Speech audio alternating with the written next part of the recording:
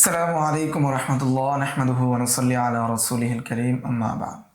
এই দর্শে আমরা 16 থেকে 20 নম্বর কায়দা নিয়ে আমরা আলোচনা করব। 16 নম্বর কায়দা হলো ইদা বাতালাল আসলু ইউসারু ইলাল বাদলি। মিম জিম দ্বারা উদ্দেশ্য হলো মাজাল্লাতুল আহকামিল আদলিয়া। যখন আসল বাতিল হয়ে যাবে, আসল পাওয়া যাবে না, তখন তার বদল যেটা রয়েছে সেটাকে গণ্য করা হবে, সেটার দিকে ফিরবে। আবার কায়দার অর্থ জেনে নিচ্ছি আমরা। ইদা বাতালাল আসলু, যখন আসল বা মূলটা বাতিল হয়ে যাবে, ইউসারু ইলাল বাদলি, তখন বদলের দিকে ফিরবে। মিম জিম দ্বারা উদ্দেশ্য হলো মাজাল্লাতুল আহকামিল আদলিয়া।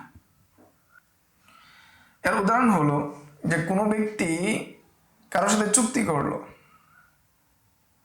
যে তোমরা কি থাকো, তোমাদের সাথে আমরা কি চুক্তি করছি বা সন্ধি করে নিচ্ছি 1 মাস। 1 মাসে কি করছে? চুক্তি করতেছে।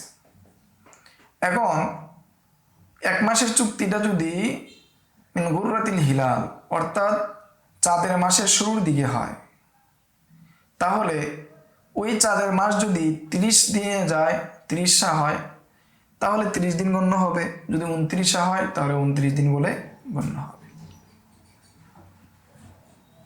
আর যদি সেই চুক্তিটা মাসের মধ্যে হয়, তাহলে যেহেতু এখানে আসল পাওয়া যাচ্ছে না, তখন বদল হিসেবে গণ্য করা হবে। সেটা হলো সাধারণত মাস 30 দিন হয়, ওই দিন থেকে 30 দিন গণ্য হবে। অনুরূপভাবে ইদা বাতালাল আসলু ইউসারু ইলাল বাদলি এর আরেকটি উদাহরণ হলো যে শরহে মাজাল্লার মধ্যে আসছে যে কেউ যদি গসবকৃত জিনিসের, যেটা গসব করা হয়েছে, সেটা আইন দিতে অক্ষম হয়ে যায়, ওই জিনিসটা যে দিতে অক্ষম হয়ে যায়, তাহলে তার মূল্য দিবে, এবং সে মূল্যটা দিবে হলো গসবের দিন ওইটার যে মূল্য ছিল সেই মূল্যটা দিবে। অর্থাৎ কেউ ছাগল চুরি করে নিয়ে খেয়ে ফেললো, এমত অবস্থায় সে তো হুবহু এই ছাগলটা দিতে পারবে না, সেজন্য তাকে ওই ছাগলের যেই দিন সে চুরি করেছিল, গসব করেছিল, আত্মসাৎ করেছিল, সেটার মূল্য দিবে। অর্থাৎ যেহেতু আসল পাওয়া যাচ্ছে না, সেই জন্য বদলের দিকে যাবে। এটাকে বলা হয়েছে 16 নম্বর কায়দা ইদা বাতালাল আসলু ইউসারু ইলাল বাদলি মিম জিম, যে যখন আসল বাতিল হয়ে যাবে তখন বদলের দিকে ফিরবে।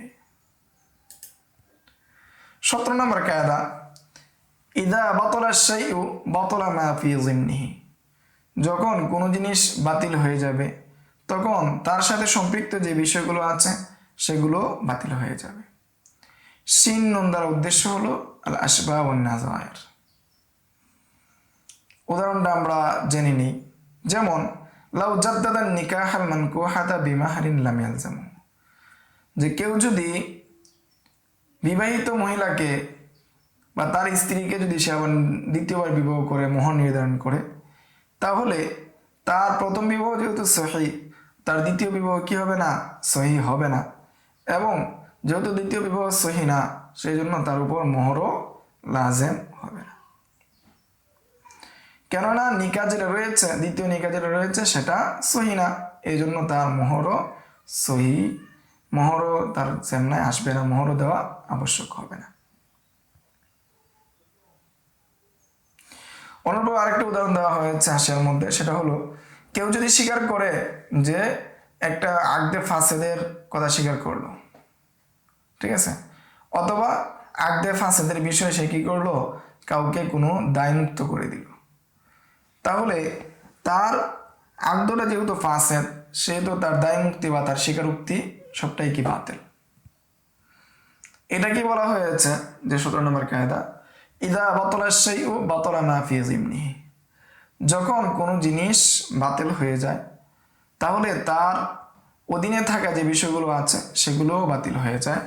সিন নুন দ্বারা উদ্দেশ্য হলো আল আশবাহ ওয়ান নাযায়ের।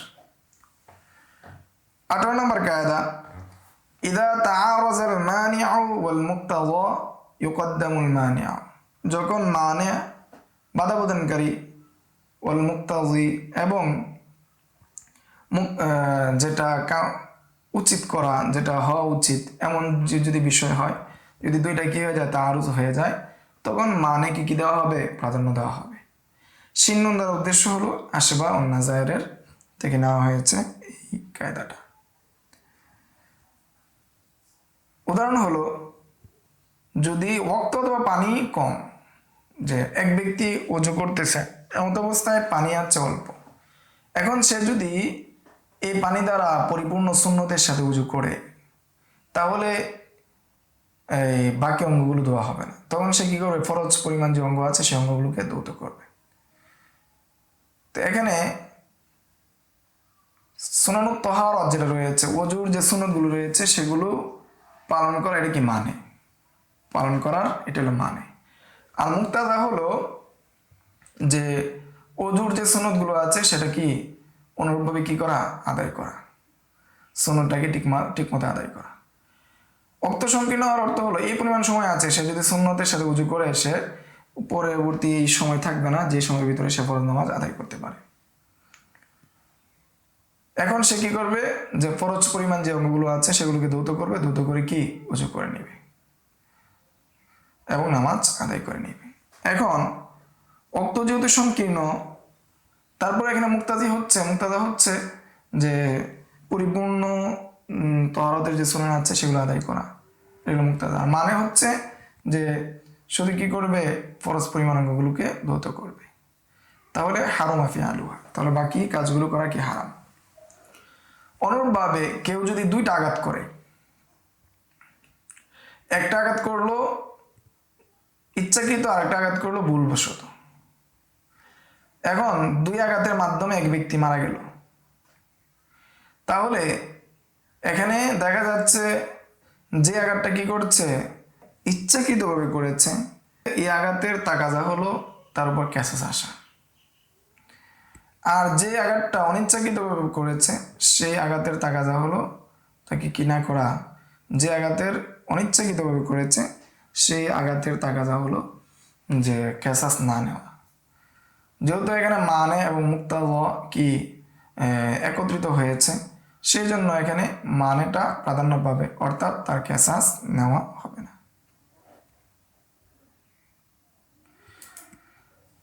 19 নম্বর কায়দা, ইদা তাআরাযা মুফসিদাতানি রু'য়া আযমুহুমা দরারান বিরতিকাবি আখাফিহিমা। শিন নুন দ্বারা উদ্দেশ্য হলো আল আশবাহ ওয়ান নাযায়ের। যখন দুইটা ফাসাদ একত্রিত হয়ে যায়, তখন তন্মধ্যে যেটা বড় সেটাকে লক্ষ্য করা হবে, সেটাকে ছেড়ে দেওয়া হবে, এবং তার মধ্যে যেটা নিম্নগামী, যেটা হালকা, সেটাকে গ্রহণ করা হবে, সেটার সাথে যুক্ত হয়ে বড়টাকে কি ছেড়ে দেওয়া হবে। শিন নুন দ্বারা উদ্দেশ্য হলো আল আশবাহ ওয়ান নাযায়ের থেকে এই কায়দাটা নেওয়া হয়েছে। তাহলে আমরা এখানে মূলভাবেই বুঝে যাচ্ছি, যখন দুটা ক্ষতির জিনিস, দুইটা মানে মন্দ বিষয় একত্রিত হয়, তখন তোর মধ্যে যে বড় মন্দ যেটা আছে, বেশি মন্দ যেটা রয়েছে সেটাকে ছেড়ে দেওয়া এবং কম মন্দের সাথে যুক্ত হওয়া। এর উদাহরণ হলো যে কোনো ব্যক্তির যদি ক্ষত হয়ে যায়, জখম প্রাপ্ত হয়, এমত অবস্থায় সে যদি সেজদা দেয়, তাহলে সেটা কি হবে, সেই জখম থেকে রক্ত প্রবাহিত হবে। আর যদি সে সেজদা না দেয় তাহলে রক্ত প্রবাহিত হবে না। তাহলে সে বসে ইশারা করে, রুকু সেজদা ইশারা করে নামাজ আদায় করবে। কেননা সেজদাকে ছেড়ে দেওয়াটা মানে কম সমস্যা হদসের থেকে। কারণ যদি সে সেজদা দিতে গিয়ে রক্তই বের হয়ে যায়, তাহলে তো তার উজু ভেঙে যাবে, উজু ভেঙে গেলে তার নামাজ ভেঙে যাবে। আর এমত অবস্থায় সে যদি সেজদাকে ছেড়ে দেয়, তাহলে তার এর পরিবর্তিতে ইশারা রয়েছে, ইশারার মাধ্যমে নামাজ পড়বে এবং তার ওযু থাকবে। অর্থাৎ তার প্রথম অবস্থা সেজদাকে ছেড়ে দিলেও নামাজ কি হয়ে যাবে, জায়েজ হয়ে যাবে, ঠিক আছে। কেননা যখন মানুষ কোনো যানবাহনে অথবা চতুর্ভুজ যন্ত্রের উপর গিয়ে নামাজ পড়ে, তখন ইশারা করে সেজদা করতে পারে। আর যানবাহনের মধ্যে কি হদসের সাথে নামাজ পড়া কি হয় না, বৈধ হয় না। তাহলে আমরা এটা দ্বারা আমরা সহজেই বুঝে নিলাম, যেমন বর্তমান সময় নির্বাচনের ক্ষেত্রে এই কথা এটাই, যে এখন খেলাফত ব্যবস্থা নেই, তারপরেও বর্তমান নির্বাচন ব্যবস্থা কুপুরি, তোর মধ্যে যদি ভোট দেওয়া থেকে কেউ বিরত থাকে, তাহলে দেখা যাবে যে খারাপ যারা আছে তারাই কে নেতৃত্ব দিবে। এর মধ্যে যে কি কম ভালো যে, বেশি খারাপের চেয়ে কম ভালো যে তাকে ভোট দেওয়া, কম খারাপ যে তাকে ভোট দেওয়া, তাকে কি করা, নির্বাচিত করা, যাতে করে তার মাধ্যমে ক্ষতির পরিমাণটা কম হয়। 20 নম্বর কায়দা, ইদা তাআজ্জারা ইমালুল কালাম ইউহমালু শিন্নুন, তার উদ্দেশ্য আসবে না। যখন কোনো কালামের কোনো কথার অর্থ নেওয়া যাবে না, ব্যাখ্যা করা যাবে না, তখন সেটাকে অনর্থক হিসাবে বিবেচনা করা হবে, সেটাকে ধর্তব্য করা হবে না, ধর্তব্য হিসাবে নেওয়া হবে না। অর্থাৎ যখন কোনো একটা কথা কেউ বললো, এটার হাকিকত নাই, মাজাজও নাই, ঠিক আছে, অথবা এমন একটা কথা বললো যেটার মধ্যে দুইটা অর্থ আছে, কোনো একটাকে কি প্রাধান্য দেওয়া যাচ্ছে না, তখন এই কথাটাকে অনর্থক হিসাবে ধরে নেওয়া হবে, মুহমাল হিসেবে ধরে নেওয়া হবে। যেমন কেউ কারো স্ত্রীকে বলল, তার স্ত্রীর বাবাকে বলল যে হাজা বিনতি, যে বলল যে এই মহিলা হলো আমার মেয়ে, স্ত্রীকে বললো স্ত্রীকে বললো এই মহিলা আমার মেয়ে, তখন এই মেয়ে বলার দ্বারা কি হবে না, তালাক হবে না, হারাম হবে না। দ্বিতীয় উদাহরণ হলো, কেউ যদি তার মাওয়ালির জন্য কি করে ওসিয়ত করে, মাওয়ালি দ্বারা উদ্দেশ্য হলো মুআতিক মুআতাক উভয়ই। এখন ওই ব্যক্তির মুআতিকও আছে, মুআতাকও আছে, অর্থাৎ সেও আরেকজনের গোলাম ছিল, সেও আবার গোলামের মালিক হয়ে আরও গোলামকে কি করছে, আজাদ করছে, দুইটি আছে, মুআতিকও এবং তার মুআতাকও আছে, মুআতিকও আছে। তো মাওয়ালি যে শব্দটা আছে এটা মুশতারাক, ঠিক আছে, কোনো একটাকে প্রাধান্য দেওয়া যাচ্ছে না, এই জন্য এটাকে মুহমাল হিসেবে গণ্য করা হবে, বাতিল হিসেবে গণ্য করা হবে। তৃতীয় উদাহরণ হলো, কোনো এক ব্যক্তির যদি দুজন স্ত্রী থাকে, এক স্ত্রীকে বলল যে আনতি তালিকুন আরবা, যে আমি তোমাকে 4 তালাক দিলাম, তখন ওই স্ত্রী বলল যে 3 তালাকই তো আমার জন্য যথেষ্ট, আরেক তালাক অমুকে দিয়ে দাও, তখন স্বামী বলল যে আরেক তালাক হলো অপরজনের জন্য, তাহলে সে তালাক প্রতীত হবে না, সে অতিরিক্ত যেটা বলেছে সেটা বাতিল বলে গণ্য হবে, সেটা বিবেচনা হবে না, বিবেচ্য করা হবে না। তাহলে আমরা 20 নম্বর কায়দা পেলাম, ইদা তাআজ্জারা ইমালুল কালাম ইউহমালু, যখন কালামের উপর আমল করা অক্ষম হয়ে যাবে কেউ, তখন সেটাকে মুহমাল হিসেবে গণ্য হবে, বাতিল হিসেবে গণ্য হবে। শিন্নুন দ্বারা উদ্দেশ্য হলো রাশবা ও নাযায়ের। আজকের দর্স এই পর্যন্তই। আসসালামু আলাইকুম ওয়া রাহমাতুল্লাহ। يؤتي الحكمة من يشاء ومن يؤت الحكمة فقد أوتي خيرا كثيرا وما يذكر إلا أولو الألباب.